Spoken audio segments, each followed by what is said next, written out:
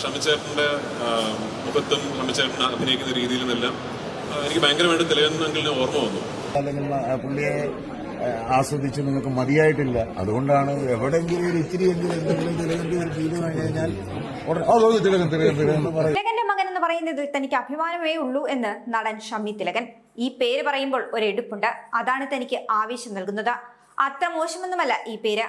അപ്പോൾ കാണുന്നവനെ അപ്പ എന്ന് വിളിക്കുന്നവനല്ല താൻ.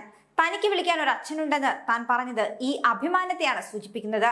തിലകനെ ആർക്കും മടുത്തിട്ടില്ലാത്തതുകൊണ്ട് അദ്ദേഹത്തിന്റെ എന്തെങ്കിലും ഒരു അംശം തന്നിൽ കാണുമ്പോൾ ആളുകൾ അത് തിലകനെ എന്നോണം കാണുന്നുവെന്നും ഷമ്മി തിലകൻ കൂട്ടിച്ചേർക്കുന്നു.